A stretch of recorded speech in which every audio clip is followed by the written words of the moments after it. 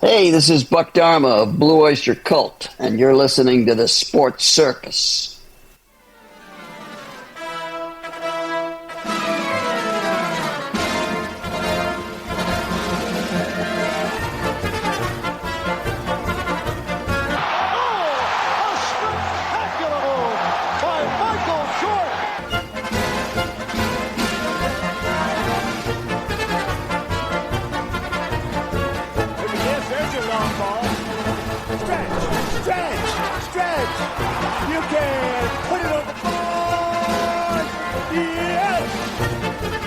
Welcome to the Sports Circus. I'm your ringmaster Sal, live from Las Vegas in the AMP-TV studio, AAMP Television. Today's show is brought to you by UppercutChops.com.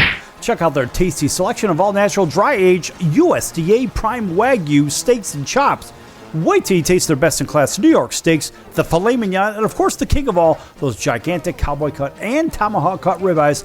Best I've ever had, probably be the best you ever have as well. Check them out at UppercutChops.com. That's UppercutChops.com or 714-948-0100, 714-948-0100. Again, 714-948-0100 for UppercutChops.com.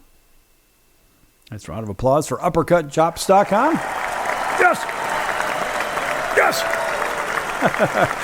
All right, welcome in everybody listening in on our CBS, NBC, and Fox Sports affiliates and our independents from coast to coast. Thanks for joining us also on Cox, Comcast, Spectrum, Frontier, Oceanic, Time Warner, Spectrum, Wow Cable Television in select markets, as well as Hotel TV and Chicago Food Favorites on Facebook. Folks, check out Chicago Food Favorites.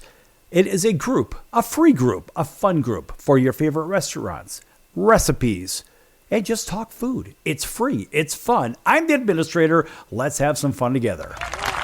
Over 2,000 members of it now.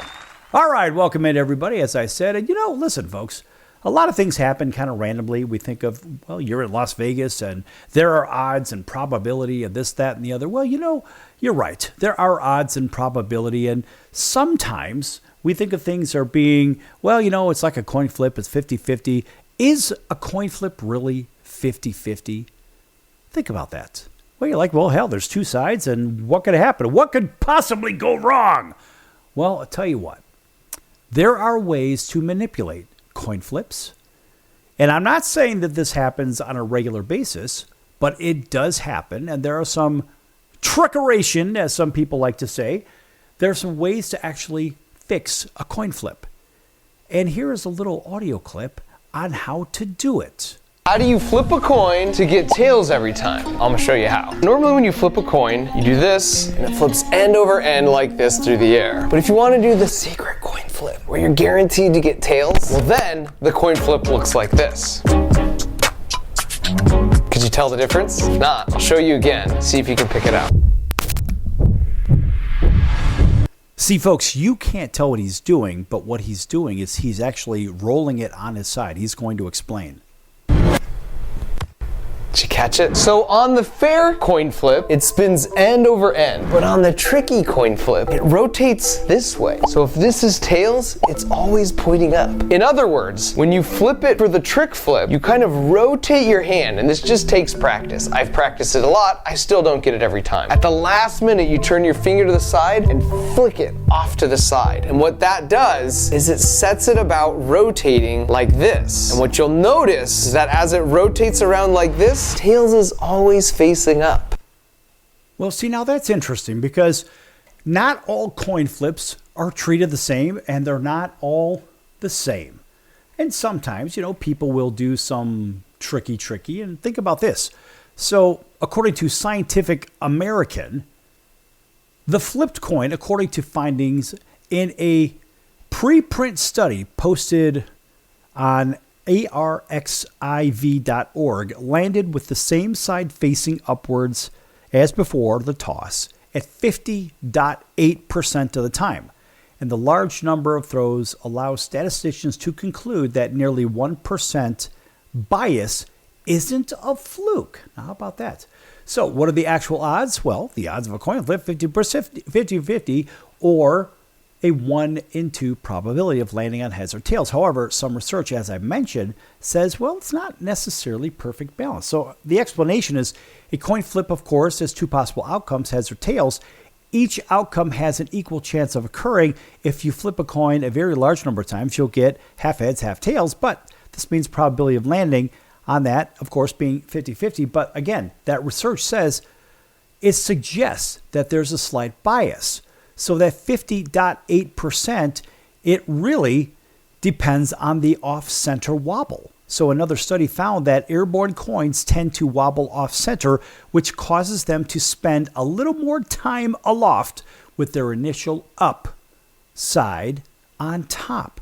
And this goes back to that coin flipping trickeration that I did mention. Why are we talking about coin flips? Well, I'll tell you why. Quite simply, we think about how coin flips have affected draft picks. Right. And so let's go to one of the more famous ones. And this goes back to the Milwaukee Bucks have Lady Luck, of course, in their particular corner, in this particular situation, behind the buckpass.com. This was quite a while ago, but this was a very good article.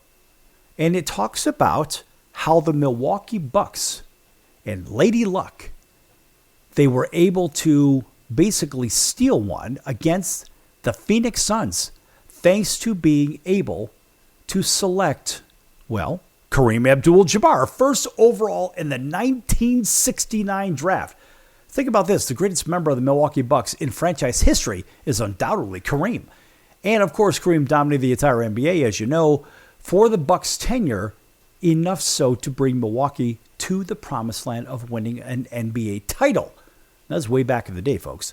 Now, since the Bucks have not been back to the NBA Finals since Kareem until Giannis showed up, look, Kareem and his run with the LA Lakers, we know how many he won. It's hard to argue that he wasn't the greatest at his position. But, of course, the story of the Bucks acquiring Kareem is not as easy as the Bucks simply getting the top pick through having the NBA's worst record, because they did not. Now, the Bucks were bad in their first ever season, winning just 27 games. However, the Phoenix Suns were actually worse. They only won 16 out of 82 games. That's right, 16 out of 82 games. And of course, in today's NBA, that means Phoenix would have the best shot at the number 1 pick in the NBA draft lottery. Unfortunately for Suns fans, there was no NBA draft lottery in 1969. There was simply a coin flip between the worst team from each of the divisions that made up the associated back then. So that association back then, well, let's face it, you got an East and a West. So both franchises knew that the first overall pick, which represents UCLA Lou Alcindor, before he changed his name to Kareem Abdul-Jabbar, the top prospect in the draft by a margin nearly as massive as Alcindor himself, would come down to the flip of a coin. So you say, well, wait a minute. A coin flip? Really? Yes, that's how they did it. That's why we talked about coin flips from the top. And the Suns got to make the actual call, and they picked heads. I always say, tails never fails. Anyway, the Suns organization allowed the fans to choose what they called via a poll in the newspaper. Yeah, how'd that work out? Boy, the Suns fans really did them in, I suppose. Anyway, although it was almost sounding like a cop-out when Jerry Colangelo, the Suns general manager, told the LA Times the decision was made to make the fans feel closer to the team. He says, quote, "I wanted our fans to share in the win or the loss. And it was such a monumental, once-in-a-lifetime flip of a coin. Why not let your fan base be a part of that?" Close quote. Well, how'd that work out for you? Yeah, well, apparently it didn't really work out so well. Fortunately for Milwaukee, it was a loss that the Suns fans would be sharing with their franchise, and the coin came up tails, and Milwaukee came out of the day with the first overall selection being Lou Alcindor. I mean, for what it's worth, former Bucks owner Marvin Fishman claims the Suns actually pivoted at the last season from their intended heads call. Oh, yeah. And still lost. Although, Most newspaper articles written about the event have Phoenix calling heads. Either way, Milwaukee won the toss. Get over it. But it was the coin flip, folks, and the Bucks took Lou Alcindor, who would later become, as I said, Kareem Abdul-Jabbar, and won a title within 3 years. Phoenix still hasn't managed to reach the NBA Finals and be in the winner's circle. Yeah, how's that worked out? Anyway, Kareem, for his part, gave an incredibly Kareem-esque quote about learning the Bucks won the rights to the pick that would later be used on him. And he said, quote, "I was disappointed that I couldn't play where I wanted to play, either in New York or San Francisco or Los Angeles," close quote. Well, hey, thanks for the kind words, Kareem. The Bucks, on the other hand, were so excited about getting the chance to add the massive center that owner Wes Pavellon accidentally scorched his general manager, John Erickson, according to a Sports Illustrated article written back in 1969 and 1970 season. In fact, quote, "The Suns called heads, the flip came up tails in the Milwaukee, where Wes Pavellon, the principal owner of the Bucks, and John Erickson, the vice president and general manager, were listening to the results by telephone, and Pavellon embraced Erickson so exuberantly that he jammed his lighted cigarette into Erickson's ear. It stung a little, but I didn't notice it," he said, "and I didn't care once we had Lou," close quote. That's good stuff. I mean, look, facial burning aside, the most important nugget in there is the coin flip happened over the telephone. Yes, it actually happened over the phone, folks. Tell you what, we're going to be back here in a few minutes. We're going to continue on with this coin flip stuff. It's actually pretty good. Don't go anywhere. Lots more to come.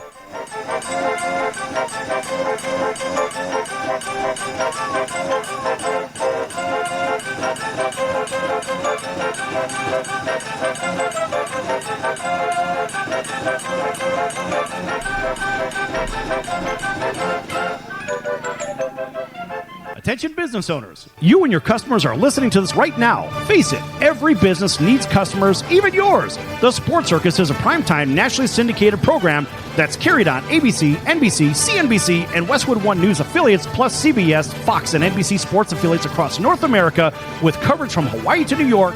Also, the Sports Circus is available to the 180 million subscribers on iHeartRadio, and the Sports Circus gets about 4 million website visitors per month, which could click through your website and bring sales. The Sports Circus provides great content featuring celebrity guests from sports and entertainment to our audience every weekday, which your company could greatly benefit from by increasing your visibility, foot traffic, eyeballs to your website, and calls from potential customers. Call us right now at 714-948-0100. Again, 714-948-0100.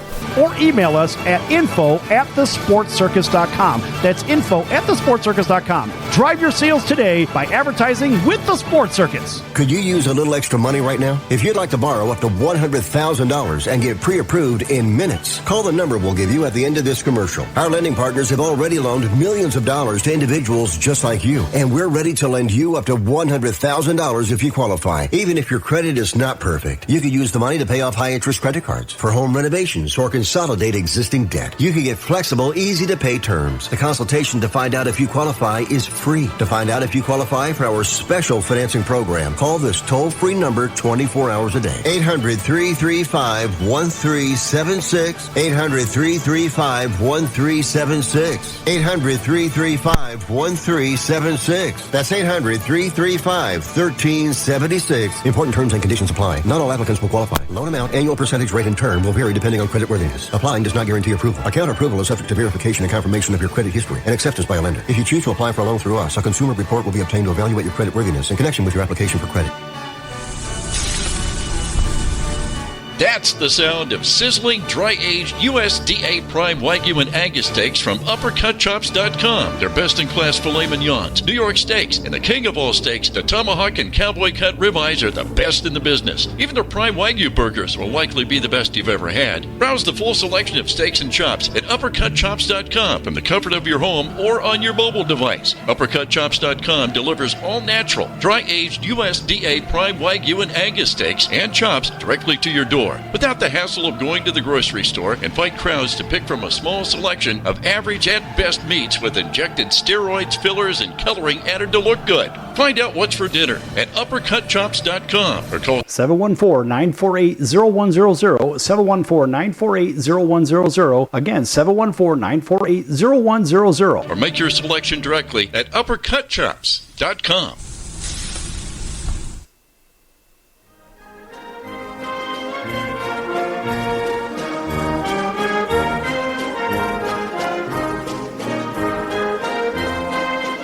Welcome back to the Sports Circus. I'm Roy Firestone. Now it's time to throw it back to Sal.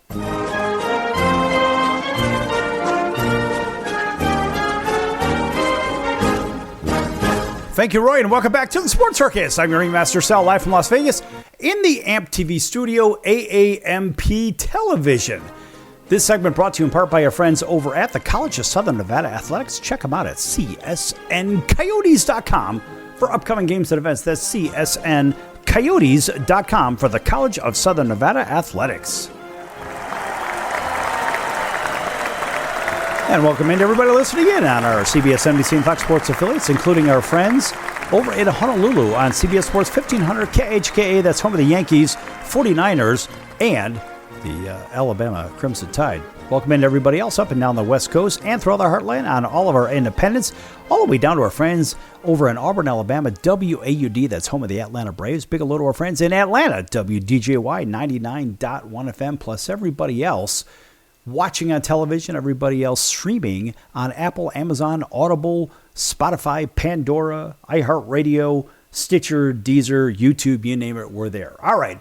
Back to this coin flipping business. And, people say, well, the coin flip, it's one of those really random things. Yeah, it is. But in the first segment, we had a demonstration on how to technically fix the coin flip.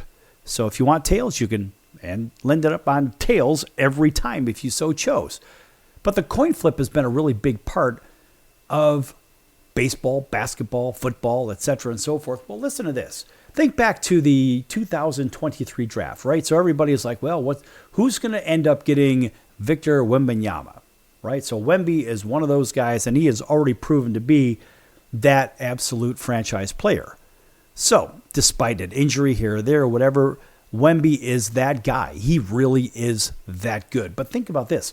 From 1966 to 1984, the basic procedure involved flipping a coin to determine whether the worst team in the Eastern Conference or the worst team in the Western Conference would be chosen first in the NBA draft. And the remaining teams were then selected in reverse order based on their previous regular season records. So the coin toss held, we're talking about this, let's go to the Magic Johnson thing, right?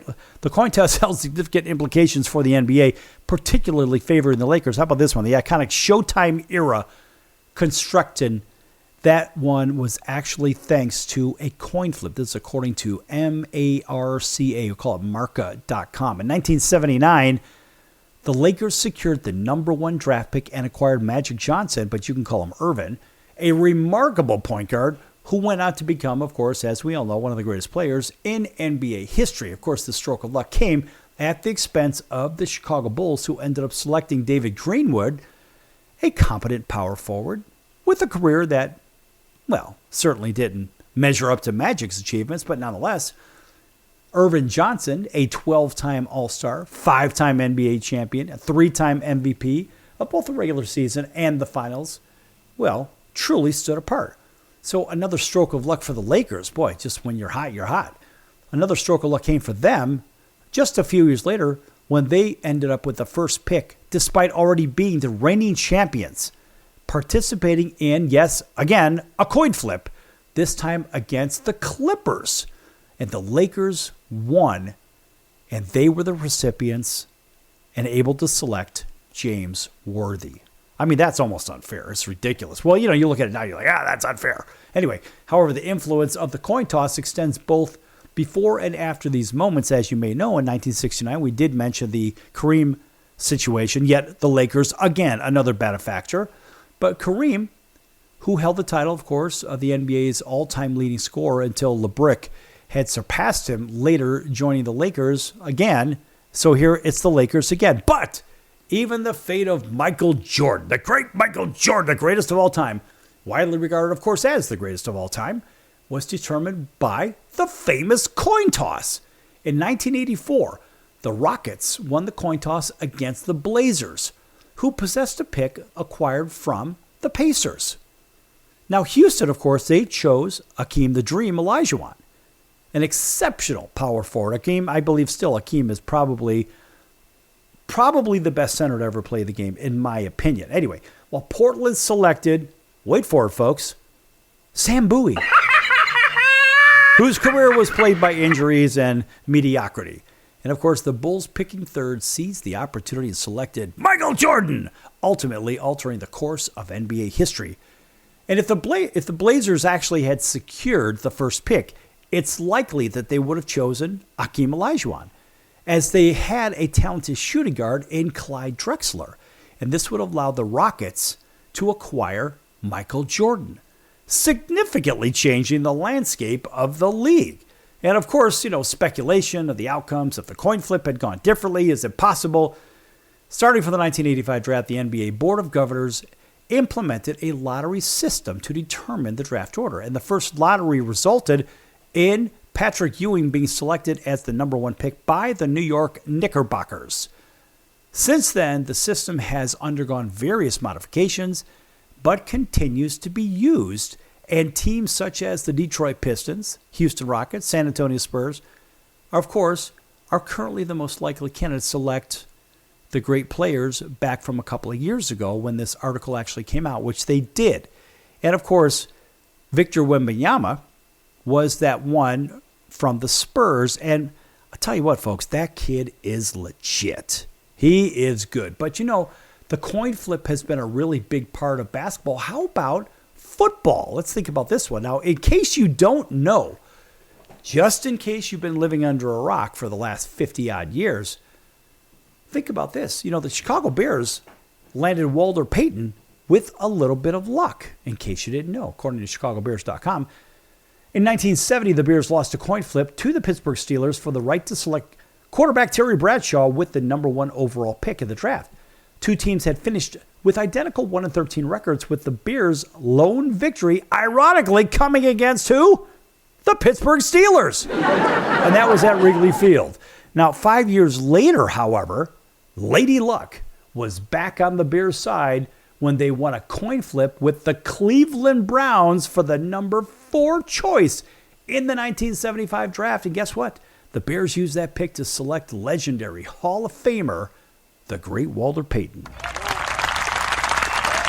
Now, of course, the Bears won the coin flip with the Browns for the draft they spent on Walter Payton, although he played at Little Jackson State, but Payton was hardly an unknown commodity heading into the draft.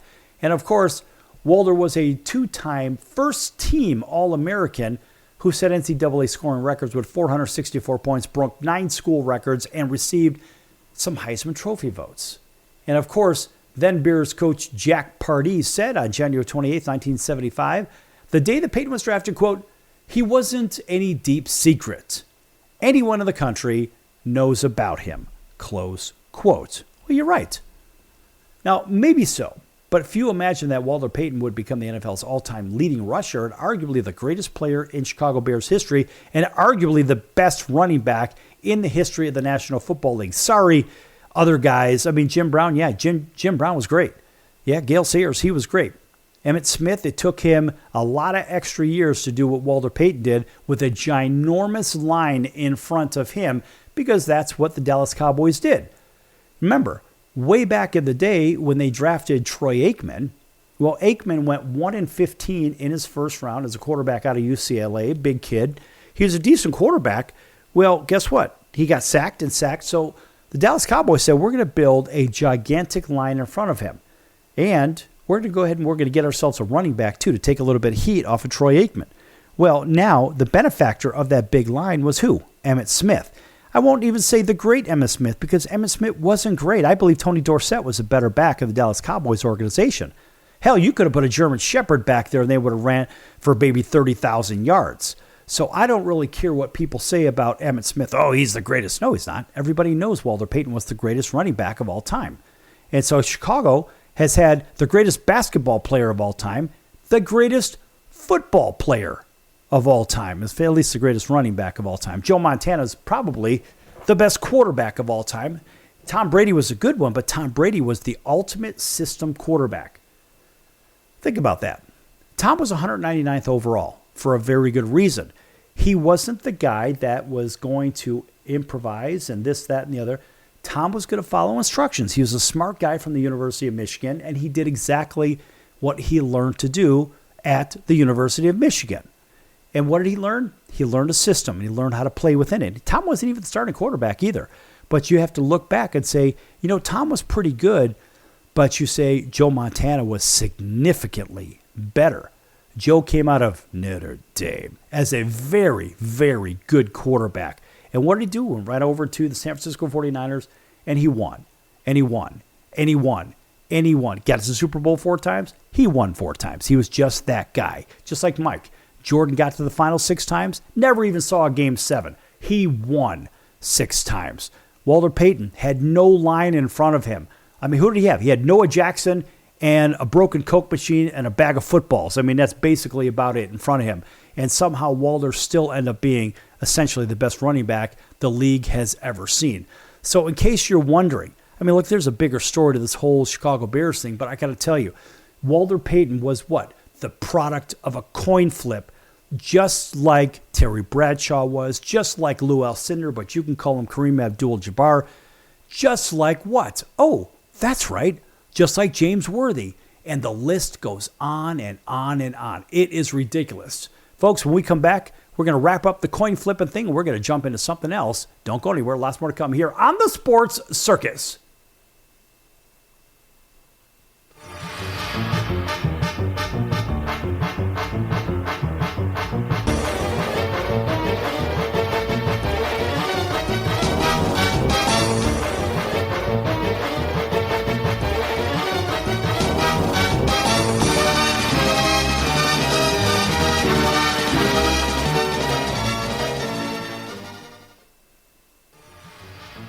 I'm your ringmaster Sal of the Sports Circus, a primetime, nationally syndicated television, radio, sports, and entertainment show. The Sports Circus covers topics others are too scared to talk about. There's no other primetime show like it out here that'll punch you in the face and you'll beg for more. Join me, Hall of Famers, world champions, and all-star celebrity guests for chaos and controversy here on Libsyn and all podcast platforms, plus thesportscircus.com. Remember, folks, it's a circus and we prove it every day. Hello Americans, it's Uncle Sam here. If you owe $10,000 or more in back taxes to the IRS or state, don't worry. I've got important news that may help you negotiate a lower tax bill. In today's economy, the IRS has released a variety of new rules and is offering more flexible terms to help Americans looking to settle their IRS debt. If you apply today, we may be able to lift your wage garnishments and release a freeze on your bank assets or business. Our team of tax professionals can resolve your case and stop collection actions against you. Even if you've been audited or haven't filed a return in years, they can help. Call right now and find out if you qualify to settle your IRS debt for far less than what you owe. Pick up your phone right now and call us for a free $500 IRS tax review. Don't wait. Here's the number. Call right now. 800-950-2049. 800-950-2049. 800-950-2049. For the last time. That's 800-950-2049. Do a search on how to get out of credit card debt, and you'll find everything from crazy promises to ways you can try to do it yourself. Many of those ideas just don't work, and they leave you broker than you were. Here's some advice. Call our debt helpline. In a quick and free 5-minute conversation, our experts will listen to you and learn about how much credit card debt you have, what your goals are, and then show you the right solution to help you get out of credit card debt with one new simple, affordable payment. The credit card companies make available special programs to help if you're struggling.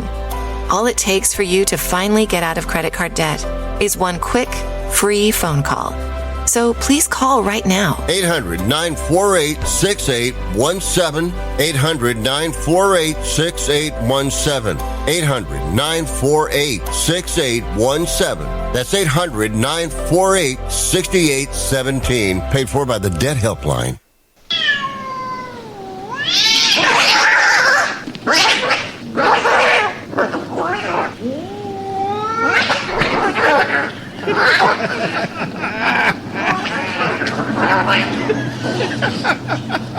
That's ridiculous.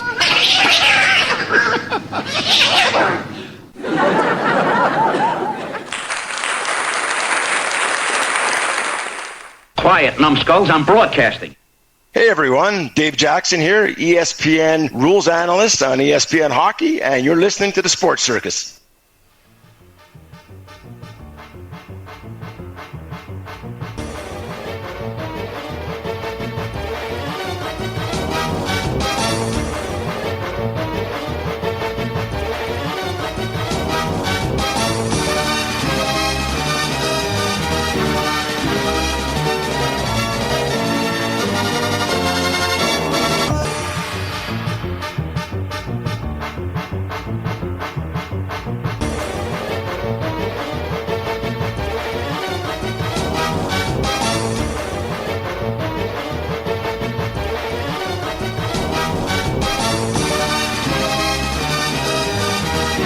Welcome back to the Sports Circus. I'm your ringmaster, Sal, live from Las Vegas in the AMP TV studio, AAMP television.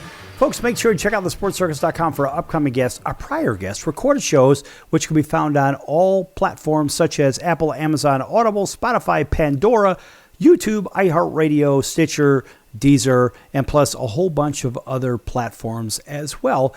And make sure you check out the store at the sportscircus.com, folks. The store at the sportscircus.com. Lots of great items over there. Hats, hoodies, t-shirts, pillows, sweatpants, coats, you name it, it's there. Even travel mugs, coffee mugs, mouse pads. A shameless plug for the Sports Circus. Make sure you check it out, folks. Nice round of applause for the circus. Welcome back to everybody on TV and radio. You know who you are. Last couple segments talking a little bit about that coin flip idea. And look, it's really a big part. It has been a big part in shaping the history of some of the deals made in sports. And we're saying some of the draft deals, nonetheless. Better yet, some of the picks and then the deals after them. But as of, we'll just say 2019, a new rule makes the draft order and the coin flip essentially a thing of the past. Now, of course, teams still do coin flips. So according to NBC Sports Pro Football Talk, in past years when teams finish, a couple of teams finish with the same records and the same strength of schedule, their draft orders would be determined by a coin toss at the scouting combine. And of course, that's not the case anymore. So the league's owners voted on a different tie-breaking procedure or procedures for draft order, which makes it virtually impossible. Yes, I mean, I guess you could still come down to it, but it's just not going to happen. In most cases, the new rule really won't change the draft order. And of course, it hasn't yet, really. And the top pick still goes to the team with the worst record, second pick to the team with the next worst, so forth and so on. And then with strength of schedule as the primary tiebreaker. But what has changed was the fact that there are many more tiebreakers added after strength of schedule. So if there's still a tie after strength of schedule is applied, tiebreakers move to head-to-head, record in common, strength of victory. Yes, strength of victory. So no more completely just winning by 1 point or anything like that. No. You basically got to pack it in before opening kickoff. Combine ranking and points scored and points allowed, net points in all games. So you got to stink it up the entire season. And finally, net touchdowns in all games. So basically, your team doesn't have to even show up. That's how you're going to win the number one draft pick, I suppose. But only if two teams are exactly tied in every single one of those tiebreakers, something that is virtually impossible, yes, there would be a coin toss. So coin tosses essentially are done for draft order, but I think deals are still made with those. So you want to talk about something? Imagine this. Now imagine the idea of this is the unthinkable. And this one I'm going to start with a chorus of boos for all you that know this topic well. That's right. Yeah. Oh, boy. And this one is a real sticking point for me, folks. This one deals with the illustrious, the one and only, and let's see if you can guess who I'm talking about. Can you think about who I'm talking about? If there's one and only in baseball, who is it that seems to forever be in the center of controversy? You could call him Peter Edward Rose Sr. That's right. Played, from 1963 to 1986, right? Mostly as Cincinnati Red. Everybody knows him as that. I mean, Pete had a great career. I won't take anything away from him. I mean, look, this guy did a lot. Reality, as a player, he played a bunch of years. As a manager, 5 years as player-manager, I suppose, maybe less. Actually, it was less. But he was a 17-time All-Star, 3 times World Series champ, National League MVP, World Series MVP, National League Rookie of the Year way back in 1963, won a couple of Gold Gloves, Silver Slugger, which I have a hard time understanding the Silver Slugger thing for him because, well, let's face it, folks. Let's go to the idea of Silver Slugger. It's been awarded annually since 1980 to the best offensive player at each position in both the American National League as determined by the coaches and managers. Well, let's face it, 1981, he was playing with the Philadelphia Phillies, and he was essentially playing as what? Well, outfielder, infielder, it was kind of a regular spot, right? So whatever the case, somehow he wins the Silver Slugger, and I have a hard time understanding how a guy that basically he would single and double you to death. And what Mickey Mantle once said, I just don't quote me on this, Mickey Mantle had said, essentially, if I wore, this is a somewhat quote, if I wore if I hit like Pete Rose, Mickey said something to the effect of, I would be wearing a dress up at home plate. Right. Just Punch and Judy kind of thing. But anyway, back to Pete. I mean, look, he was a good player. We'll give him that. Right? Roberto Clemente Award, in case you don't know what that is, folks. Of course, that's given annually to Major League Baseball's player who best exemplified the game of baseball, sportsmanship, community involvement, what? And the individual's contribution to his team, yes. Community involvement, I don't think so. 3-time National League batting champion. Reds number 14 retired. Reds Hall of Fame. Major League Baseball All-Century team. 4,256 hits.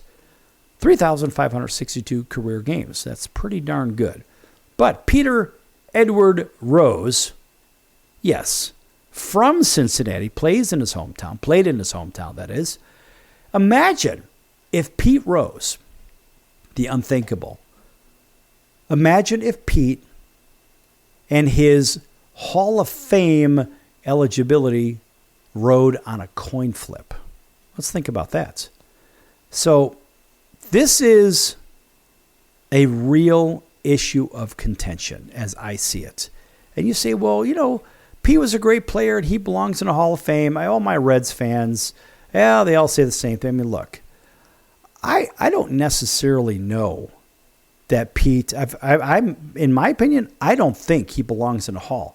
So here's a little bit of information here, and this, of course, comes from the Dowd Report.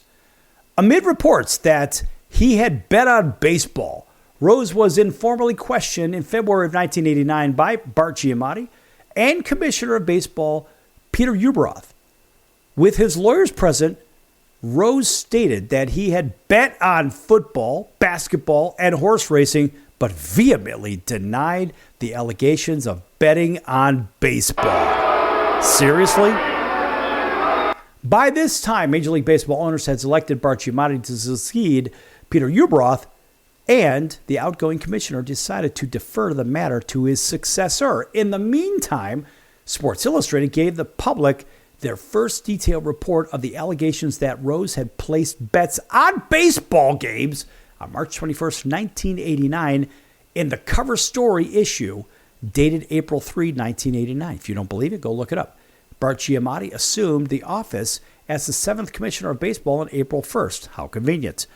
3 days later, lawyer John M. Dowd was retained to investigate the charge against Rose. Dowd interviewed many of Rose's associates, including alleged bookmakers and bet runners. He delivered a summary of his findings to the commissioner in May. In it, Dowd documented Rose's alleged gambling activities from 1985 and 1986 and compiled a day-by-day account of the alleged betting on baseball in 1987. The Dowd report documented alleged bets on 52 Reds games in 1987 alone, citing Rose wagered a minimum of $10,000 a day. That's right, $10,000 a day, whereas others allegedly involved in other activities claimed that the number was a couple of thousand a day. The fact is, it's thousands of dollars. And of course, although the Dowd report stated that, quote, no evidence was discovered that Rose bet against the Reds, close quote, Dowd himself stated in a December 2002 interview that he believed that Rose probably bet against the Reds while managing them.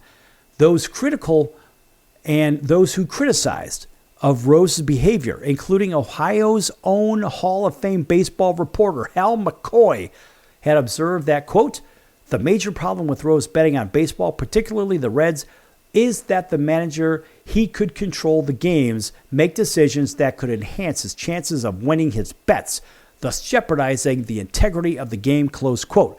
The Major League Baseball rule that Rose violated prohibits any bet on a game that's better or is involved in, making no distinction between betting for or against one's team. The rule is, quote, Rule 21, misconduct, betting on ball games, any player, umpire, or club, or league official, or employee who shall bet any sum whatsoever upon any baseball game in connection with which the bettor has a duty to perform shall be declared permanently ineligible. That's right.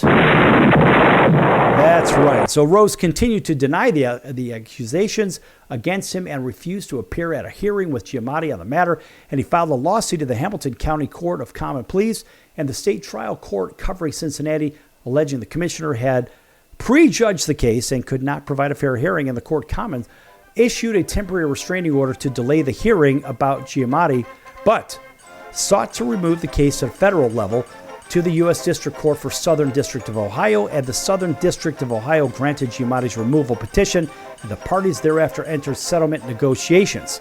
And we're going to come back with the aftermath and continue on in just a few moments. Don't go anywhere.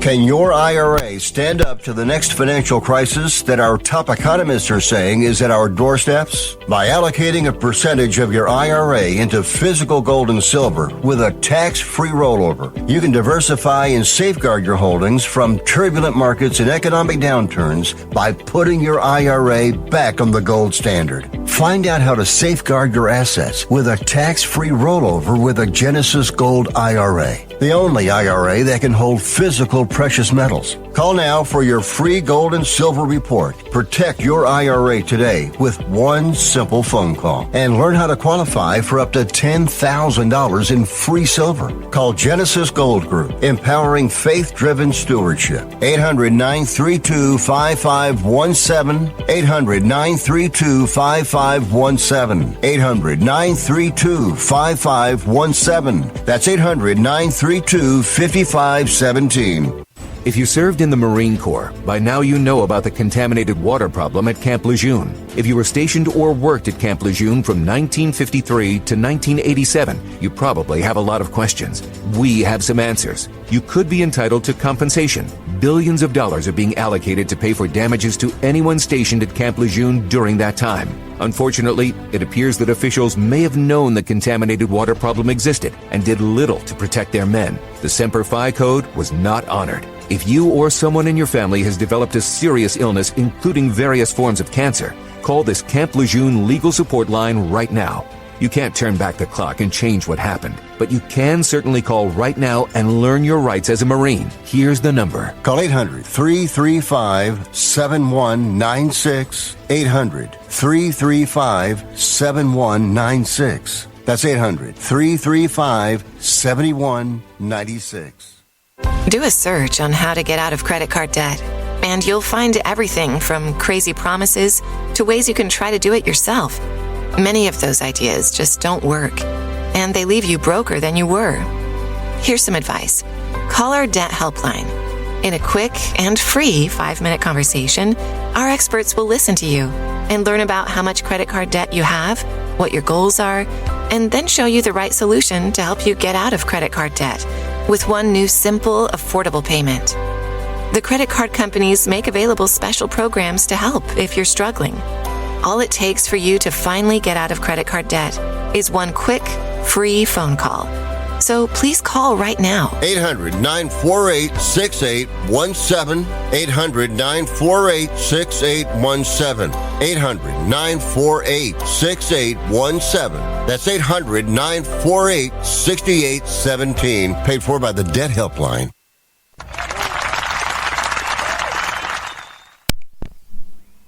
Hey everybody, this is Brian Urlacher. Welcome back to the Sports Circus.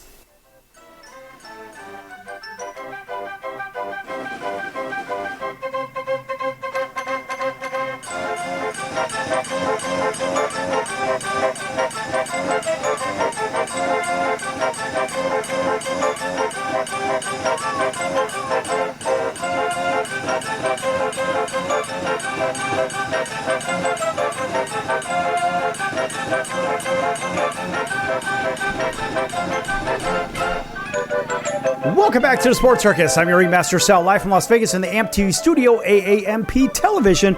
Folks, make sure to check out thesportscircus.com for upcoming guests, or prior guests, recorded shows, which can be found on Apple, Amazon, Audible, Pandora, iHeartRadio, YouTube, Stitcher, Deezer, Spotify, and all the others. Also, make sure you head on over to the partners page. Lots of great partners over there. And one of those is Al's Number One Italian Beef at 1079 West Taylor Street in Chicago's Little Italy.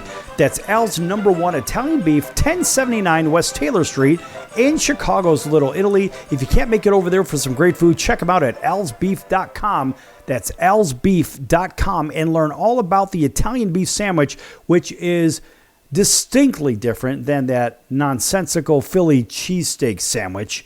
And this is real cooking. These are the creators of the Italian beef sandwich, and this goes back 100 years. Al's Beef's been in business since 1938, founded by his uncle way back in the day, 20, 30-odd years prior to Al's Beef even opening up. So, folks, there's a lot of history there, and, boy, the food is good. Check them out and tell them the Sports Circus sent you. Yes! All right, welcome back to everybody on TV and radio. You know who you are. Last segment talking about that guy. That would be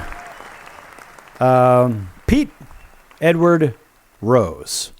But you can call him Peter Edward Rose. And so Peter Edward Rose, of course, with his ineligibility, his suspension, and all this other crap, and the case moving to the United States District Court of the Southern District of Ohio, blah, blah, blah. All of this stuff happened. Well, guess what? The aftermath of it, because, yes, he was found as gambling. Then he finally admitted to gambling on baseball, which he said, oh, no, I don't gamble on baseball, no.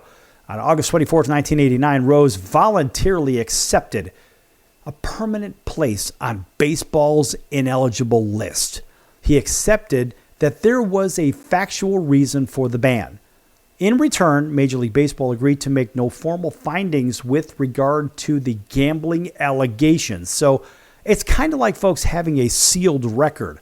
We don't know if you did something good or bad. If your court records were sealed, it's just they're sealed for a reason. But why the hell were they sealed anyway? According to baseball rules, Rose could apply for reinstatement in 1 year, but Bart Giamatti said, quote, there is absolutely no deal for reinstatement. That is exactly what we did not agree to in terms of a fixed number of years, close quote. Now, I don't care whether he was 4-12 and 373 as a Reds manager or whatever. That doesn't matter. Bart Giamatti died of a heart attack shortly thereafter, September 1st, 1989, 8 days after announcing Rose's suspension. Interesting. But National Baseball Hall of Fame eligibility? Let's continue on. On Feb 4, 1991, the Hall of Fame voted formally to exclude individuals on the permanently ineligible list from being inducted by the way of the Baseball Writers Association of America And a long-standing unwritten rule already barred permanently ineligible players from enshrinement. At the beginning of the 2024 season, Pete Rose and, of course, Mr. Marcano banned in 2024 for betting on his own team's games, and Robbie Alomar banned in 2021 for sexual misconduct towards a female. That's right, that is a Toronto Blue Jays staffer, were the only living former players at that time on the ineligible list, although former executive Chris Correa is also on the list for other infractions. But Robbie Alomar was enshrined in several years before his banishment, and his plaque remains in the hall. Oddly enough, players who were not selected by the Baseball Writers Association could be considered by Veterans Committee in the first year after they would have lost their place on the Baseball Writers ballot. Under the Hall's rules at the time, players could appear on the ballot for only 15 years, beginning 5 years after they retired. Had he not been banned from baseball, Rose's name could have been on the writers' ballot beginning in 1992 and ending in 2006, and Rose would have been eligible for consideration by the Veterans Committee in 2007, but did not appear on the ballot. In 2008, the Veterans Committee barred players and managers on the ineligible list from consideration. 8 years later, Pete Rose petitioned the Hall of Fame to permit his name to be submitted for induction, saying that he had not expected to be prevented from consideration when agreeing to the lifetime ban. Although he remained ineligible for the Hall of Fame, artifacts from Pete Rose's career are on display inside the Hall's museum, located on the floor above the plaque gallery. And Rose was also inducted, of course, to the Cincinnati Reds Hall of Fame in 2016. I mean, look, lots of reinstatement efforts. In 1992, he applied for reinstatement. Faye Vincent, who was the deputy commissioner, had played a key role in negotiating the agreement banning Rose for becoming commissioner after Giamatti's death. Never acted on Rose's application whatsoever. In fact, in September 1998, Rose applied for reinstatement again with Vincent's successor, Bud Selig. And Bud Selig also never acted on it. In public comments, Selig said he saw no reason to reconsider Rose's punishment. In March of 2003, he acknowledged that he was considering Rose's application, leading to speculation that Rose's return might be imminent. Ultimately, Selig took no action, and representatives for Rose applied in 2015 for reinstatement with Selig's successor, Rob Manfred. On December 15th of that year, Manfred rejected the request, and Manfred stated that Rose had not been forthcoming about his gambling, and that Rose, who by this time was still living in Las Vegas, was still betting on what? On baseball. That's right. He was still betting on baseball. So why would they reconsider him? Although Rose was placing legal bets by the time, Rose had been long barred by players and managers and coaches from any form of gambling on baseball, legal or otherwise. That's right, legal or otherwise. He also felt that Rose didn't have a, quote, mature understanding of his wrongful conduct, close quote. Now, if you don't know about Rob Manfred, and how could he say such things? Well, think about it. What is Rob Manfred? In case you don't know, he's an attorney. He's a Harvard Law grad. He's a Cornell undergrad. So the guy's a practicing attorney at this point. So you're going to try to tell me, not you, but Pete Rose is going to try to tell him that he did not act unbecoming and he did not violate the law? Well, guess what?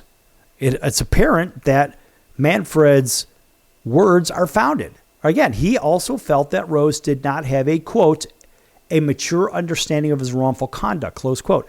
Now, those are words from an attorney. And the damage it had done to the game, by the way. For these reasons, Manfred concluded that allowing him back in the game would be an unacceptable risk. In 2020, Rose, along with his lawyers, once again applied for reinstatement. The guy just wouldn't give up. In the wake of the Houston Astros sign-stealing scandal, they said, well, they probably felt, though, hey, if the Houston Astros can steal a World Series, well, we could steal our way potentially into what? Into the Hall of Fame. In his petition, he stated that his gambling did not affect the outcomes of games. Okay, so be it. That's what he claims. Well, nobody really knows at this point now, right? Whereas other players who use steroids or use electronic signs to steal catcher's signals did affect the game, yet were not banned. And he also sent a petition to the Hall of Fame's board of directors asking them to repeal their 1991 ban on players on the ineligible list. Neither Manfred nor the Hall of Fame's directors responded to the petition. And then again, in 2022, Rose again applied for reinstatement. And in a letter to Rob Manfred, he stated that he, quote, still thinks every day about what it would mean to be considered for the Hall of Fame, close quote. Manfred quickly rejected the request and stated that any Hall of Fame discussion would be deferred to the Veterans Committee. When asked in 2023 about whether or not Major League Baseball's emerging partnership with sportsbooks would have effect on Rose's ban, Manfred quickly shot down all speculation about possible reinstatement and later affirmed his stance when further asked about that in the season's All-Star game. And of course, recently, our commander-in-chief had made a statement that, in my opinion, is absolutely unfounded. And I'm not going to quote it, but I will say that particular individual said, well, he didn't bet on baseball, or he didn't do this, he didn't do that. Well, you know what, buddy? You weren't around. You don't know the evidence, and whatever you said was unfounded. Those were quotes, and I read the quotes. The quotes are wrong because what we don't know is if he shared revenue with either the opposing team or the party in which he was betting with or against. The problem is there are too many unknowns. And the reality is he bet on baseball, and it really says in the locker rooms, no betting on baseball. And what did Pete do time and time over?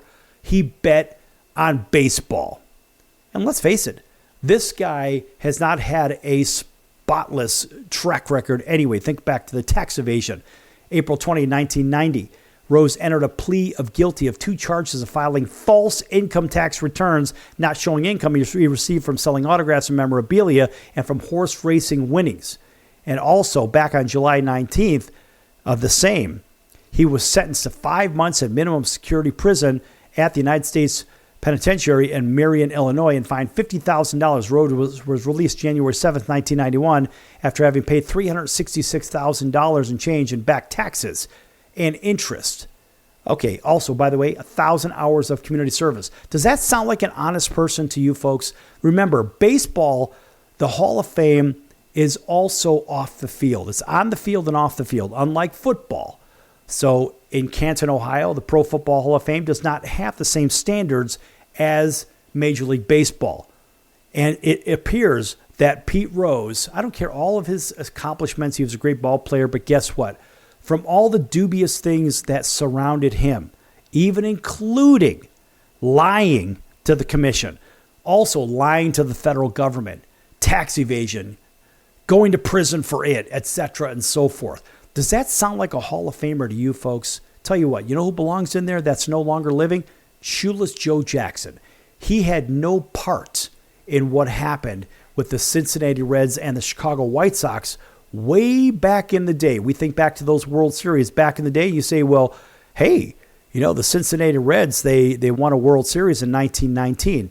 Or did they? We think about the World Series in 1919, and it was the Chicago White Sox who threw the World Series, 8 out of 9 guys. There's even a movie about it, 8 Men Out. Shoeless Joe Jackson was not the guy that was in on the fix. So the Reds really won 4 World Series, not 5. And Pete Rose does not belong in the Hall of Fame, period. That's going to do it for today's show. I'm done. Pete, you're out. I'm sorry. Rest in peace, buddy, but you ain't getting in. That's all.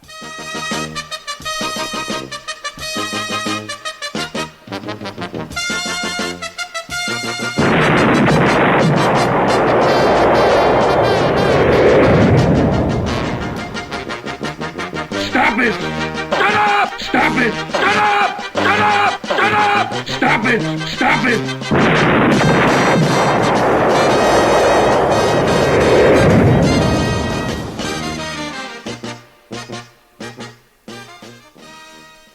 Can your IRA stand up to the next financial crisis that our top economists are saying is at our doorsteps? By allocating a percentage of your IRA into physical gold and silver with a tax-free rollover, you can diversify and safeguard your holdings from turbulent markets and economic downturns by putting your IRA back on the gold standard. Find out how to safeguard your assets with a tax-free rollover with a Genesis Gold IRA, the only IRA that can hold physical precious metals. Call now for your free gold and silver report. Protect your IRA today with one simple phone call and learn how to qualify for up to $10,000 in free silver. Call Genesis Gold Group, empowering faith-driven stewardship. 800-932-5517. 800-932-5517.